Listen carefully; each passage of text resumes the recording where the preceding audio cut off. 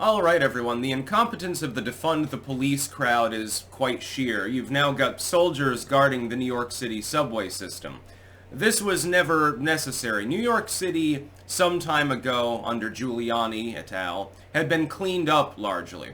It had gone from, in the 70s and 80s crime waves, fucking gangs of New York 2.0 basically, with graffiti everywhere and all sorts of crazy shit. And you saw it even in my early childhood, before the cleanup really got underway.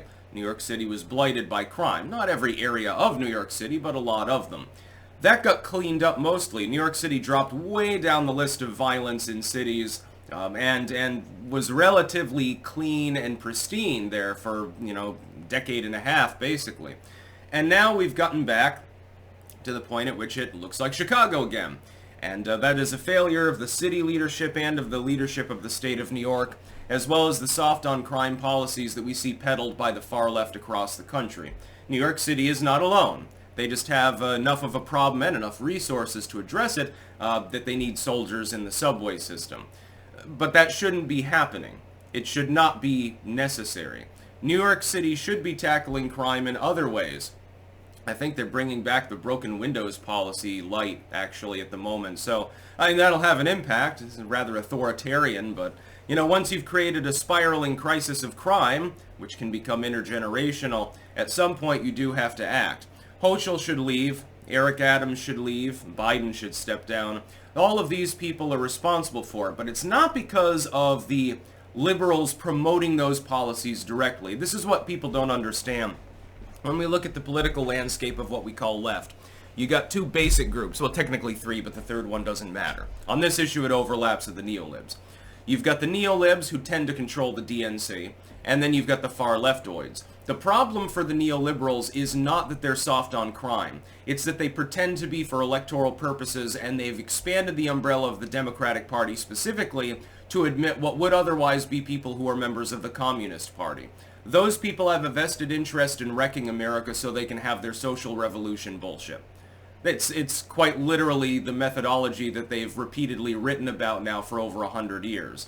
The whole methodology is to bring the nation to its knees, sparking a revolution in which you can seize power. Supposedly to create a stateless society. That never ends up actually happening, so, you've got a 0% success rate at that. Always seems to spawn something bad, like Stalinism, or something along those lines, or fucking Chairman Mao. Or Pol Pot, who loved exterior decoration with human bones. Each one of them with a nice, clean ice pick hole in the back of the skull, by the way. He used to decorate, pile them up in little hills all over the place. He probably participated in torture and killing, by the way, personally. He seems to have been a sadist. That's what you get under left-wing policies. This is one way in which they seek to achieve it, destabilizing the culture. The far left, therefore, is very much in favor of defunding the police. Now, I'm in favor, as a libertarian, of police reform. Many of the so-called crimes that are policed shouldn't be policed at all. Simple drug possession, jaywalking, parking, too many parking tickets and shit. We could clean out the court system. It is massively overburdened. Let's focus on crimes that are actually violent and meaningful, like serial killers and rapists and things like that. That's my form of reform. For lesser crimes and for blue-collar shit, I think restitution, community service, and things like that should be preferred over prison. We can expedite that process massively in those cases, by the way. There are ways to achieve this. Putting soldiers in the subway will stop some crimes in the subway. Unless somebody's psychopathic and suicidal and doesn't care anyway. That's fine, but then the crime moves elsewhere. Oh my god, they're selling drugs in the subway. Well, we've got to clear them out. Okay, well then they'll sell drugs in an alleyway. You haven't stopped the drug sale, you've just moved its venue out of a crowded area. I guess the idea is to have the tourists less alarmed, but which one's going to alarm them more? They see the occasional mugger, or they see a couple dudes with machine guns sitting there? It doesn't make any sense. Optically, it doesn't make sense. Economically, it doesn't really make sense. I hope they're giving them the good MREs. Now that Sweden's in NATO, at the very least, we can give these guardsmen Swedish MREs. They'll enjoy those better. Don't give them the white chicken chunk one. Otherwise, it should be classed as a war crime, actually. You've committed a crime against one of your own troops. It's basically the same as fragging, handing them one of those. This is incompetence, writ large. It's a symbol of it. By the way, it might slightly be a pointed swipe at Joe Biden. Joe Biden pretends that there's effectively no border crisis. We're doing the best we can, it's a safe border, and Donald Trump left me a mess.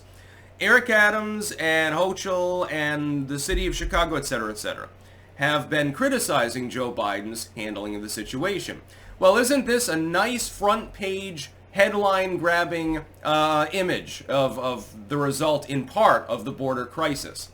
It has to do with that too, because some of those individuals, you come to the United States, you're illegal, you might end up in organized crime. You may have literally no other choice. In some cases, like, fuck, I feel sorry for you. You don't even have a criminal record, and now you're peddling cocaine or something like that.